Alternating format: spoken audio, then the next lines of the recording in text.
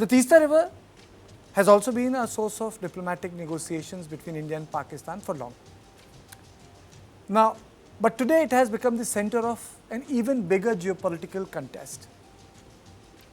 In a major strategic decision, Bangladesh has awarded the Teesta River Management Project to China, choosing Beijing over New Delhi for one of its most significant infrastructure projects. The project is estimated to cost nearly 9,000 crore. China will provide soft loan of around 7,000 crore, repayable over the next 5 years, while the remaining cost will be borne by Bangladesh.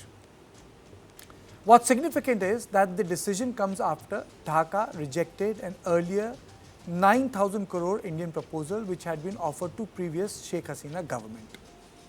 Instead, the new government under Prime Minister Tariq Rahman has signed a government-to-government agreement with Power China, one of the Beijing's largest state-owned infrastructure companies.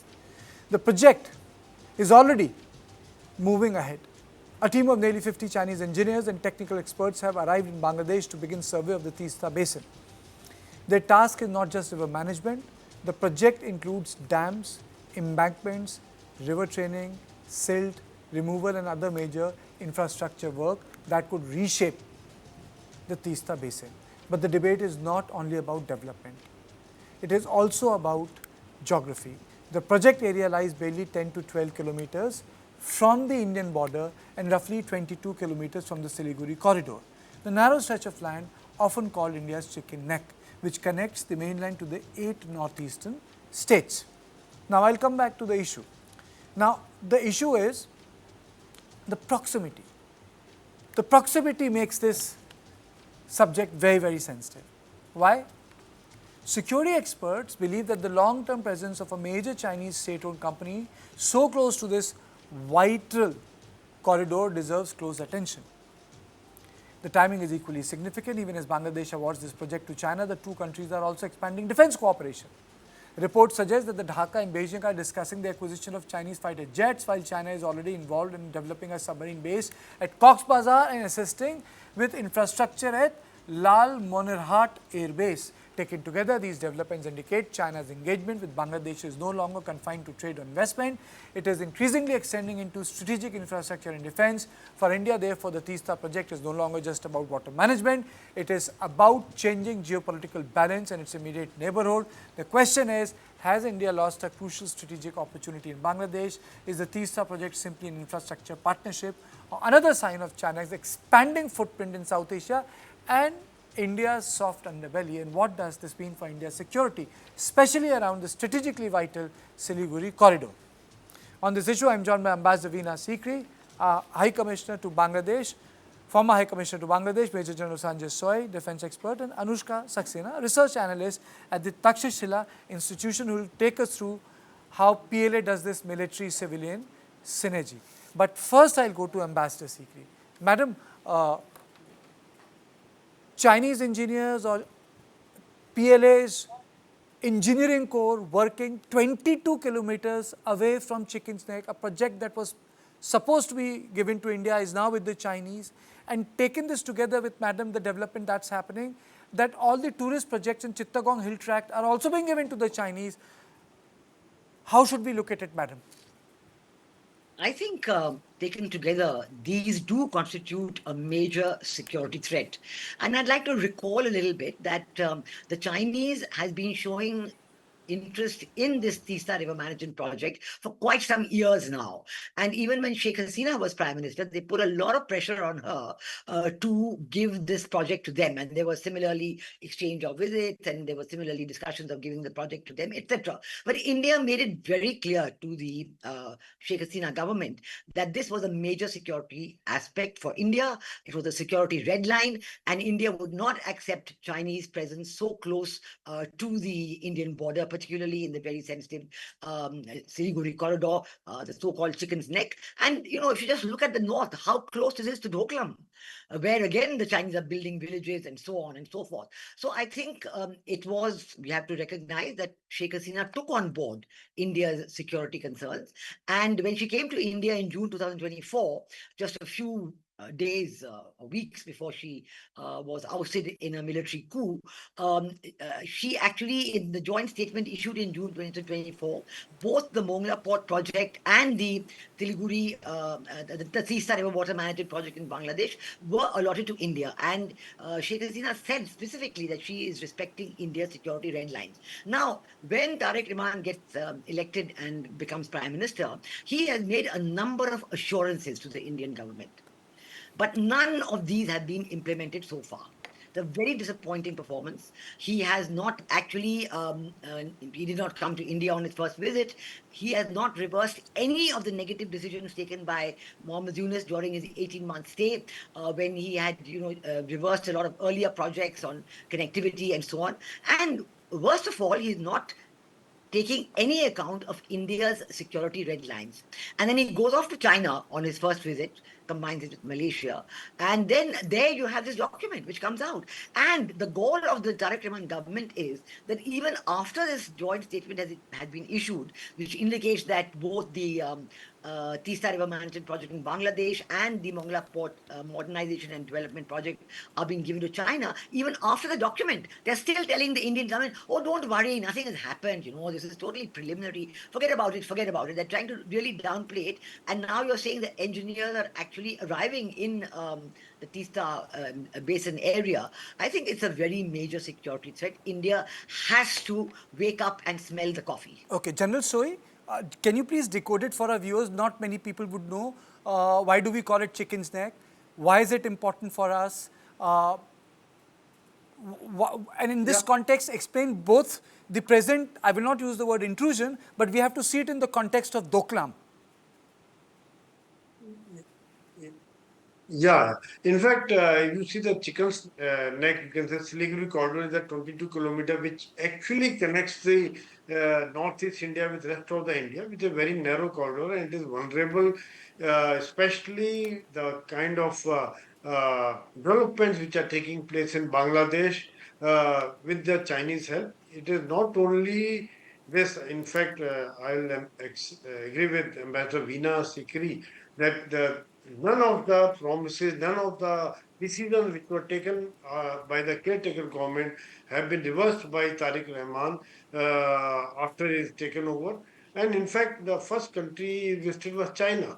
So, with the Teesta River project, which is because of its proximity to Siliguri corridor, it becomes a vulnerable, India's vulnerability increases and Chinese presence over there. Definitely, India resists the hackle. And second thing is, I would also like to highlight a couple of other things where they are joining hands together with Bangladesh. That the tilt of Bangladesh is clearly towards Beijing, whether the Lal Moner Hat airport, airbase, which was disused and which China is thinking of carrying out the renovation, which is just about 15 to 20 kilometers from Indian border and about just about 135 kilometers from Siliguri corridor. And the Bangladesh has emerged as the second largest buyer from China after Pakistan, whether it is corvettes, tanks, anti-aircraft, anti-ship missiles, anti-aircraft missiles, or now they are talking of J-10, talking of purchasing 20 J-10 fighter aircraft. So their tilt towards China is very, very clear, very visible. So we have to take note of it.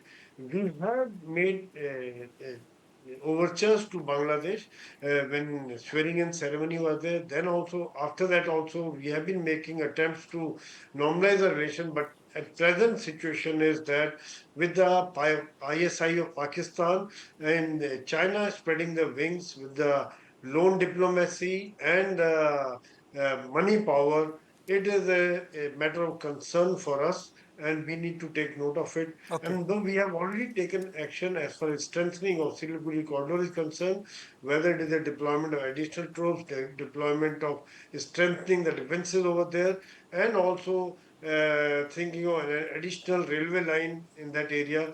So India is taking measures, but definitely it is a matter of concern for us. Okay. Okay. Yeah, Karthik. Anushka, take us through how PLA operates through these civilian companies, because this Power China company is also operating in Africa, and it operates with military strength, its endangered so-called inland labor which comes from the prisons and various other parts. How do they operate? Break it down for our viewers so that they understand it's just not a civilian operation. How does this fusion takes place? Break it down for us. Right. Thanks so much for that. I think, yes, there are two components to the dual use aspect of this kind of an investment, and starting from the feasibility study and ending with the actual construction of the infrastructure around the comprehensive project on Teesta itself. One is, of course, as you alluded to, the idea of the kind of company Power China is. Now, Power China was built with the merger of two other companies that were at that point the hydraulic arms of China's energy and hydro project or power project. Architecture, right? And so Power China has now emerged as this big state-owned enterprise that operates in tandem with a lot of party state affiliated regulatory modes, preferences, and the likes. Even if it in and of itself is not a defense state-owned enterprise, we must know, for example, the kind of bounds that are placed on its activities.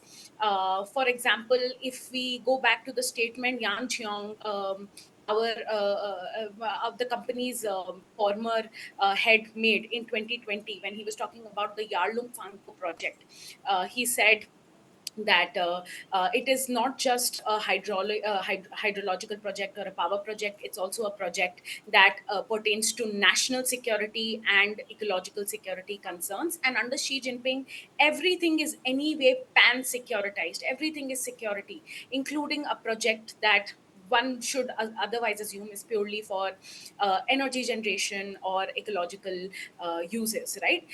So that's the kind of approach the company takes to the projects that it undertakes, right?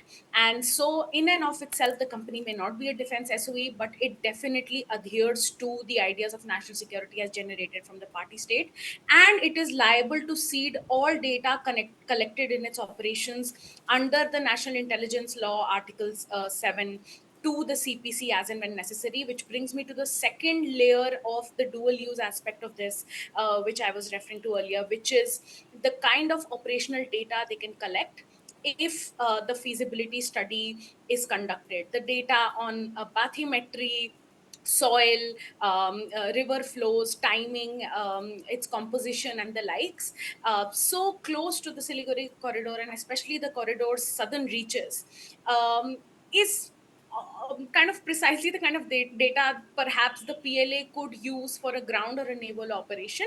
And that's exactly what our concern with Chinese dual use civilian scientific ships in the Indian Ocean region is as well, right? The kind of data they collect on salinity, on water temperatures, is very meaningful for submarine and mine laying operations. The same way the potentially operationally valuable data Power China can correct during its year-long or 2-year-long feasibility study has dual use implications, and then combine that with the legislative and regulatory architecture, and you get the recipe for design.